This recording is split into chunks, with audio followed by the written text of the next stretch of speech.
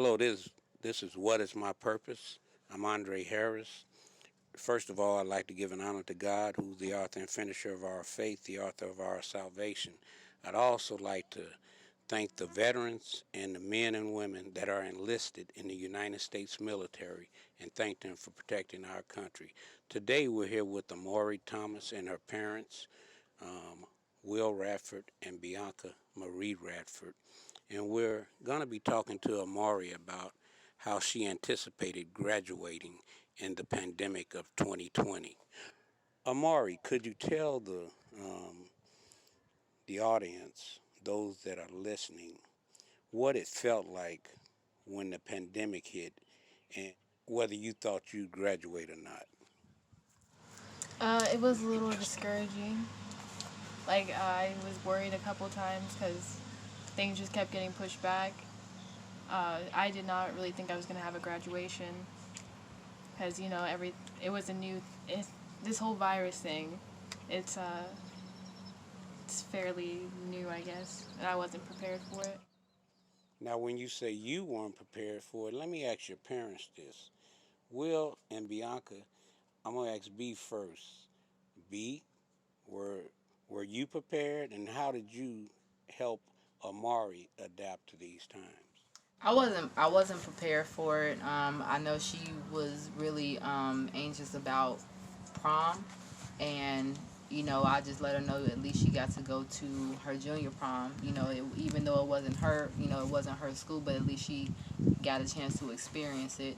I kind of knew that they would give the kids a ceremony, so I kept my hopes up for that. Even still, because there's a lot of people like the Macon County. They didn't get a chance to have a graduation, so I just kind of kept my hopes up. So, Will, as a father, when we went on a stay-at-home order, how did you adjust and juggle your schedule as a father, making sure your four children, and how did you juggle your job and making sure they did their homework to stay on schedule? One of the things for me, I'm very fortunate enough. The military is very understanding when it comes to your family. So when we got put on the stay-at-home order, a lot of the military got put on a stay-at-home order. So I was at least fortunate to have that. So, I work on contract, so I still get paid. I can still provide for my family and everything else like that. Um, I was a little bit more concerned about Bianca's time because she gets paid differently than I do. Also, with the schedule that we have for the kids, uh, and them having to go a little bit of time without seeing her, I was concerned about that. But as far as juggling the schedule and everything, I felt that it was relatively easy for me because, like I said, the base afforded me to have the time off to adjust for my kids, figure out a schedule for them, and what works best for us. Awesome. Amari, when you finally, what did you think? I was excited because I was losing hope for a bit. Now, when you say you were losing hope, did your parents assure you in any way? And what did they tell you to make sure that you should look up instead of look down?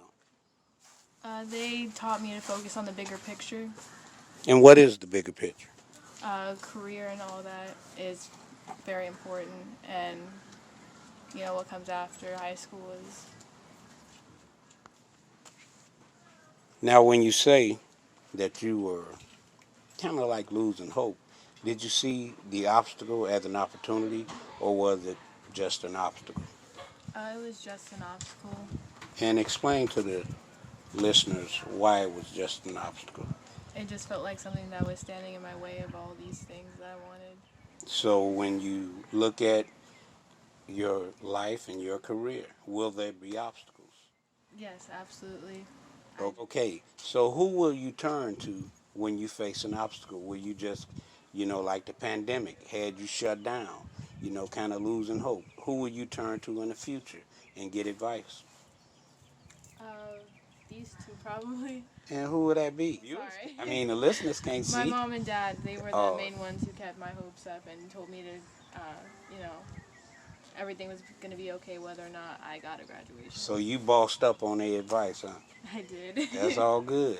Okay, Bianca, you know, as a graduate now, and your daughter is about to, make her own decisions, how are you with that?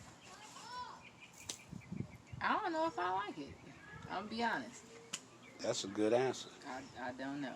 Well, Will, you tell me how you gonna boss up with it. I'm gonna have to take it as it comes day by day. It's a new experience for me, especially from when I first met her to her being a full graduate.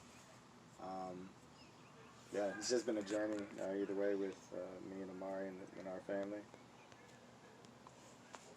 Well, I can say this. As Father Day approaches, you've done a phenomenal job. You got 3 more that's got to graduate. But you know what? I believe that you both are doing a great job raising your children. Well, your adult and your children, okay?